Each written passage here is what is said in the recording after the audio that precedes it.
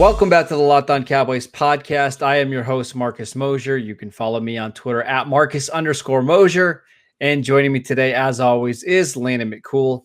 You can check him out on Twitter at McCoolBCB. You can also listen to him on the Best Coast Boys podcast. Landon, what's going on, sir? Here we are, the first podcast of the offseason officially, right? It's we've officially switched gears, so I'm excited. It was a disappointing season, and I feel like a lot of our inclination was to try to talk about next season for a lot of this year. So it's kind of nice to at least be all eyes looking forward now and looking to move on and seeing, what's next. How is this team going to look next year?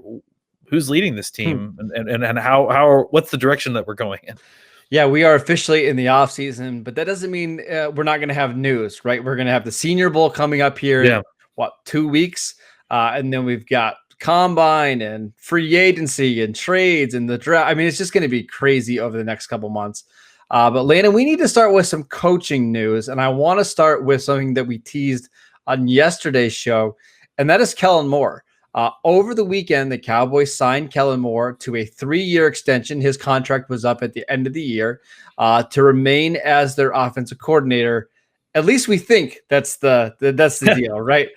So what was your initial reaction when you heard that the Cowboys did lock up Kellen Moore, who had a lot of interest from Boise State about taking that head coaching job? Yeah, I mean, I was just going to say we weren't the only ones who were teasing. It sounds like there was quite a bit of talk between Kellen Moore and Boise State. Obviously, as soon as the job came up, I think Kellen Moore was a natural name to come up as top of the list because of his obvious history there and obviously his rise in the coaching ranks. And, I think he's a young coach still. I mean, he's very young. Like, he's 33 years old and that's really, really young to be an offensive coordinator. It's really, really young to be a head coach. And, the other thing about it too is it's a completely different kind of job. I think that's the thing that people don't, understand or respect enough is a large portion of the college football job is about recruiting. Yes. And that's about traveling and getting out and being away, even in the off season. I mean, it's a real grind in the college football season in the college football off season for the coaches. It has less to do with actual football than what the NFL is, right? Absolutely. It's more about how good you are in the room, how good you are with talking to these kids' parents and convincing them to come to your school and that sort of thing. So it's a completely different kind of skill set. I mean, not only would he be trading, a job title from offensive coordinator to head coach, but head coach in college, which he doesn't have any experience on that side of, the room. And so I just think it's a tall order, but at the same time, it sounds like they got really close. And in fact, according to a little nugget that was dropped by Troy Aikman during the broadcast, it sounds like he had actually accepted the offer with Boise State, and then Jerry made him an offer that he can't refuse. Which is crazy because it wasn't just a couple of days ago. Jerry Jones was saying, "Hey, if you get a chance to go be a head coach, go be a head coach." Well, seems like his tune changed a couple of days later. Then, right? Yeah, I mean, I think what Jerry says and what he means are obviously very divergent at times. So I think he was encouraging Kellen to go get the interview, but I don't think that meant that he was not going to let him leave without driving a hard bargain to make him stay. Sure. So let's talk about this because I do think this is really interesting. We've actually seen something like this play out before in Dallas, right? Where the Cowboys hired Jason Garrett before they hired Wade Phillips, and they kind of paired the two together. Kellen Moore was under contract last year before the Cowboys brought in Mike McCarthy. And while it sounds like McCarthy really did like Kellen Moore and he wanted to retain him, you do wonder a little bit, Landon, like, did they tell McCarthy, hey, if you take this job, you're going to have Kellen Moore as your offensive coordinator? That's the way it's always appeared to me. So does this set up as Kellen Moore being McCarthy's successor? I mean, it feels that way. I mean, it probably feels that way a lot because of what has happened in the past. Is that a good way to build a coaching staff, though? I think the way that it was done with Jason Garrett, probably not. but we actually don't know. We actually don't know how this all went down with Kellen Moore, because there is some reason to believe that he, genuinely liked Kellen Moore coming in. I think he was more than willing to give up play calling, which, is big deal. Something he hasn't ever done before in his history. And I think when you're talking about, creating stability for your own coaching career, that was one of the first things McCarthy did once they started having struggles in Green Bay was take back play calling once he had given it away. So I think that the fact that he, the talk we had heard about how he feels about Kellen Moore coming into the job, and look, I think they obviously had a lot of success. I mean, you can say what you want about the way that the Cowboys offense was. I mean, I think they finished somewhere between 17 or something. 17. I looked up just before we came on the show. Yeah, they finished 17th, and they actually finished as like a top 12 offense over the second half of the season. So pretty good. I mean, that's pretty amazing. Pretty good. With four quarterbacks and offensive line injuries that obviously defy belief to everyone except for maybe the Eagles. And I think for the Cowboys, this was actually a really good year for the offensive play calling. I think there was a lot of creativity. I think there was a lot of things that you saw that you liked. And I think that, look, despite what happened early on in the season before Dak got hurt, not a lot of that was on play calling. Not a lot of that was bad play calling or ultimately a terrible design or just, a bad script. I mean, a lot of it had to do with dumb luck, injuries, fumbles and bounce of the ball kind of luck thing. So I could understand Jerry's real desire to kind of go after Kellen Moore and not just accept the idea that he's going to walk away to Boise State. And if that means offering him the job for, the future, I think it was all on the table. And honestly, I don't know that McCarthy, I think you sell it to McCarthy as, look, this is a guy that we both want. And if you win a couple Super Bowls from now, you're going to be retired. Don't worry about it anyways, right? Yeah. So I think that's ultimately, the way that they're able to spin it.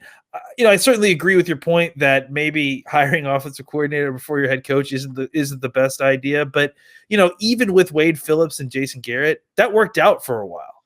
That wasn't necessarily an issue. Yeah. And I think that you say what you want about Jason Garrett as a head coach. It didn't. I don't think that was the issue with ultimately what happened. Jason Garrett, he was the head coach, and they did pretty well for a while, and then before things turned south. And I don't know that the methodology in which they the job was handed over was so terrible.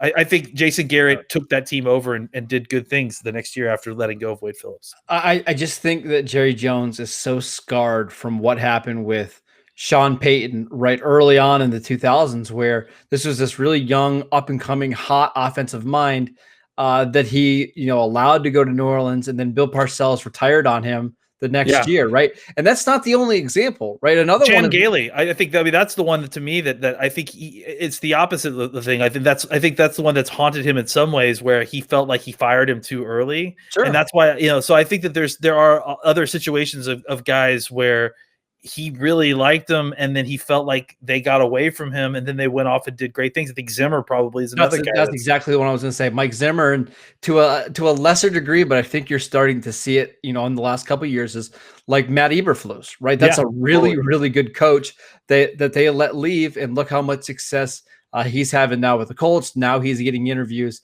and we talk about this all the time, Landon. If you have one of these hot, young offensive minds that can scheme up things and improve your quarterback play, even by just a few percentages, they're worth holding on to. And I think Mike McCarthy can do that, and I think Kellen Moore can. So if the Cowboys can at least hold on to these guys for another year, let's reevaluate this in 2022. I just think by every measure, this is a smart move for the Cowboys. So good on the Cowboys by hiring Kellen Moore or getting him back for 3 more years. We know those coaching contracts are always a little funky. It's a 3-year deal, but it's not really a 3-year deal. You know what I mean? If somebody comes along and wants to make him a head coach in the NFL, there's not much the Cowboys can do to say, hey, you're under contract, you can't leave. Doesn't really happen in the NFL. Let's take a quick break. We'll come back and we'll talk about some of the stuff on defense. All right, Landon, want to talk about Mike Nolan, the Cowboys' current defensive coordinator. And I use the word current because I have no idea how much longer he's going to be filling in that role. But we should almost timestamp this at this point because God only knows if it's gonna happen that soon. Monday night, right after The Bachelor, or that's how we're going to time it. That's the line. That's how we're marking things is pre and post Bachelor. Yeah, exactly. Mike Nolan, really bad in the first half of the season. And we kind of expected that. We talked about this all off season long, without a training camp, without preseason, with a limited training camp, with all these Zoom meetings and no actual work on the field. We knew it was going to take a while before the Cowboys defense looked competent. And boy, did it take a while, but in the second half of the season, they looked better. And DeMarcus Lawrence had an interesting comment today that Mike Nolan looked himself in the mirror halfway through the season, and maybe by mirror he meant Jerry Jones, and it was saying how he changed his scheme and allowed some of these guys to play faster and looser. Would you like to see the Cowboys bring back Mike Nolan, or are you good with them moving on?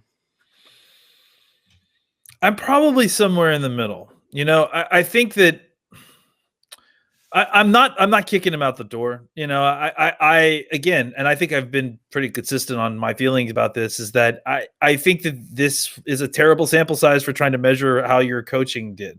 And especially with, him being in a new administration, teaching a new defense that's, going specifically again from a one gap to more of a two gap principle defense on the defensive line, and not having the horses to run it on top of that, and then add in the fact that they don't have the opportunities, like you said, to really teach it. There is a lot of legitimate excuse there if you're actually trying to do an evaluation on how your coach did. Having said that, there is also the element of, like I said, bridges being burned and wool being dyed, and I think that the interesting thing to me about DeMarcus Lawrence's comments is that they seemed like, a guy who actually genuinely respected the fact that Nolan was able to make a change, and that was able to kind of change his techniques to get something a little bit more comfortable with the personnel that they had on this team. So I think that, I guess now at this point, I wouldn't be surprised if he came back. I wouldn't be thrilled, I guess, but I'm also not, I'm not, like I said, I'm not trying to kick him out of the door, because I think for all the reasons that you said, ultimately by the end of the year, it felt like it was more of a function of a lack of players to play in this defense the way they need to, and not so much a mismanagement of the play calling or the schemes. It felt more like they were just overpowered at certain positions, that certain key positions like defensive tackle. And they were. There's no doubt about it. They just didn't have the guys. Again, they were playing guys. They played a guy named Palomore the other day, who I'd never heard of before. I mean, it's totally ridiculous. So I think through the lens of that, it's easy to squint and look at what happened and say, you know what, this is a total anomaly, and it's not even really a good evaluation of whether Nolan is a good defensive coordinator or not. You could also make the argument that he's got tons of years of, and that's what I was going to get to, right? There's been a lot of seasons where he just hasn't been good. So is he the reason why your defense is going to be great, or can your defense have enough talent where he's okay? And that's kind of the question I'm coming back to, is like, does he improve anything on this defense, or is it just kind of status quo with him? I think he can do some things to, make this defense better, is to actually promote the defensive talent and call a correct game. Yeah. Look, I'm still eyeballing any hot defensive coordinator that becomes available. I've got some names. Can we go through? Let's hear them. Let's go. So here's some guys that at least I've just thought of, and there's probably a lot of these guys aren't actually guys that Dallas would consider, but are available. Let's start with Gus Bradley, who was with the Chargers this year. We know him from his days in Seattle. He was with the head coach of Jacksonville. Really a cover 3 guy. Is that something you're interested in? I feel like, Speaking of burning the bridges, we have to burn the boats on the cover 3 thing. It's just my opinion, though. Yeah. I think the defenses nowadays, they're moving more to, middle of the field open coverages, and more two-man based or quarters based match coverage. I would like to see somebody with a little bit more complicated coverage schemes, and I think that's why I was a little bit excited about changing it up this year with Nolan. But I mean, that none of that got taught in a shortened off season, so we'll see. So probably out on Gus Bradley. How about Matt Patricia, fired by the Lions? I never thought he was a great defensive coordinator, even in New England. I'm probably out on that one. What about you? I mean, unless Belichick's coming with them, no, I'm good. No, maybe let's get Steve Belichick. There you go. Hey, he's not coming either.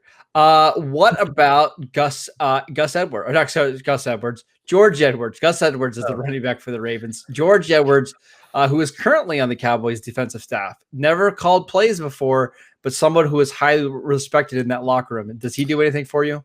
I mean, the issue there again is that the defenses that I'm most familiar with George Edwards being involved in are cover 2 defenses. Mm-hmm. It's Zimmer and it's I mean, by cover 2 I mean actually more like cover 1 and cover 3. So it's more of that kind of old traditional 2. Now I think Zimmer's defenses have been good for a long time, and he's consistently obviously calls a good game, but it's not, this is not Zimmer. This is the guy that worked for Zimmer, who never called plays for Zimmer, and has been with Nolan. I think he's a great guy to have as your interim DC if your DC gets fired. But I'm not like trying to necessarily promote him just because I fired, and that's I guess where I'm at too. Yeah. Like to point that out. I'm not like fire Mike Nolan just to have Mike Nolan gone and then have George Edwards. Like that doesn't make much sense. That's not an upgrade, at least to me. Yeah. Right? So I want an upgrade on the situation. If they don't have an upgrade, then let's see what Nolan can do again next. All right, just a couple more names. Yeah. Rod Marinelli. Is he gonna? I'm sure he's gonna be available, right? Yeah, he is available. I mean, they haven't technically fired him yet with the Raiders, but I think he's available. So is Paul Gunther, who the Raiders fired a little earlier. How about another guy that's been fired? This one's actually intriguing. What about Don Brown from Michigan?